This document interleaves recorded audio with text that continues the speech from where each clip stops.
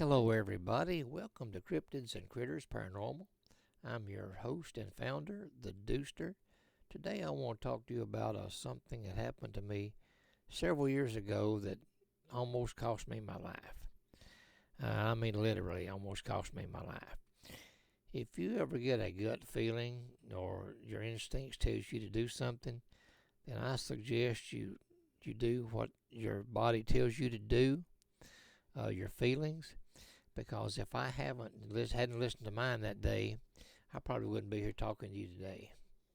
But anyway, this happened in the summer of 1995. There was an old log house at the edge of Springfield that dated way back into the 1790s. It had a long history and was probably the oldest structure still standing in the county.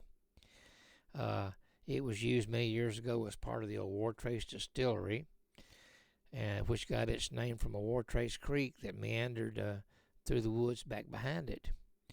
I might mention at this point that War Trace Creek was dammed up many years ago and formed a privately owned War Trace Lake. Anyway, back to the house. Over the years, the old log house had been built onto, with the addition of a couple of rooms behind it, including a fairly large kitchen area in the rear.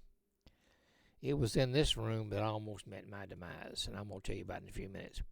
The property that the old home sat on had been purchased by the state of Tennessee for the purpose of building a new National Guard armory on the site. Since we had historical documents that proved the house was how old the house was, they agreed to let us move the log part of the house from the property in an effort to preserve it. I personally spent hundreds of hours, and I mean hundreds of hours, getting the old log house ready to move to its new home, which was going to be at the very back of Travis Price Park in Springfield at that time. I began by removing the plaster and laths from the log walls and the ceiling.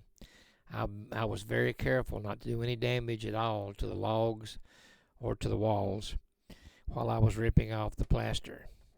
It was very time-consuming, and at one point I was ripping the ceiling down, and a big chunk of plaster fell at my feet, along with a big chicken snake.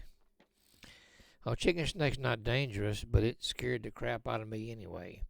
I had to kind of go outside and think for a minute and get my wits back together, because the snake was pretty large. But anyway, it scared me pretty good. But anyway, after the plaster and debris was hauled outside and piled up, I began work separating the log section from the more modern addition that had been built onto later. It was very slow work, and I recruited my brother Terry and my brother-in-law George to help me remove the roof and the rafters from the first part of the addition. I didn't want to be working up that high, climb around on a roof there by myself in case something happened. Anyway, after several hours and a lot of hard work, we finally got the log structure completely detached and separated from the addition, and it was about ready to move. Now, before we could move this, we had to prepare a site to be moved to, and it had a lot of prepping to be done. We had to pour footers and things like that for it to sit on. Now, I originally wanted the house to sit at the entrance of the park, but city officials for some reason didn't want it there at the time. It was to be put at the very back, and they were very adamant about it, not putting it anywhere else. So we picked a site. I negotiated with the contractors and suppliers to get everything ready, and I managed to get the footings dug, the rebar for the footings, and the concrete was all donated for the project, and a few days later, the new site was ready and waiting for the house. A few days later, we had a crew from the county landfill at the home site, complete with a large bulldozer and some heavy equipment. They were there to clean up around the area and push the remainder of the addition out of the way where we'd have no obstacles in moving the old log house.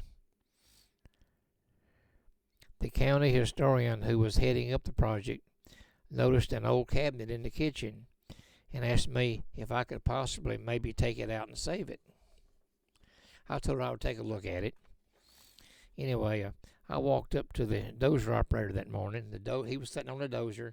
The dozer was running, and he was evidently getting impatient with me, what I had to do. He wanted to get back to what he was doing, I guess. But anyway, I walked up to the operator and his helper and told both of them I was going inside the house and not to do anything until I came back out and give them the all clear that it was ready to go. They said okay, and I went to work. I went into the back door, and something told me to block that door open. Like I said, trust your gut feelings, which I did block it open with a piece of timber. I did move a few items out of the way as well. For some reason, I cleared out an exit route between the door and where I was working. There was a lot of junk piled up in the floor. It had been there for years and years. But anyway, I went back to work on the cabinet. I had my pry bar, and I almost had it loose when the entire house shook violently. And it took me a second to realize what was going on. And it took me a minute to collect my senses, what was happening.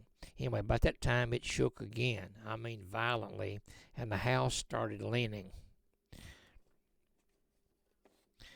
I immediately dropped what I was doing and cut a beeline for the door as fast as I could run.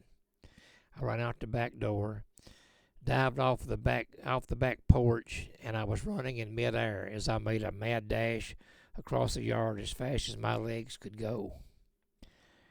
I never slowed down to look back, and as the house crashed to the ground inches behind me, and I mean literally inches behind me, I could feel the air off of it when it hit the ground. I had never been so scared in my life. When I finally caught my breath, I walked up to the operator and gave him a piece of my mind and a pretty good cussing, probably one like he'd never had before. I told him exactly what was on my mind, and I'm not going to repeat what I said. But anyway, it was pretty bad. He apologized, and he said he thought I had come out. But at this point, I was shaking so bad I had to go back to my truck and lay down in the seat for a while just to calm down. I mean, I was shaking bad. I was scared. I guess it's the most scared I've ever been in my life. Anyway, a little while later, when the county historian arrived, she walked up to my truck and looked at me and asked me if I had seen a ghost. And I told her if I hadn't been on my toes, she would have probably been looking at my ghost. But anyway, I told her what had happened, But anyway, I'm just glad I had the foresight to prop that door open and clear my exit route. Had I not, those precious seconds used in opening a door or could have made a difference in life and death. Or if I had tripped or fallen while I was running for the door, it would possibly cost me my life. Every second counted. And looking back, I should have made him shut that dozer off and hand me the key.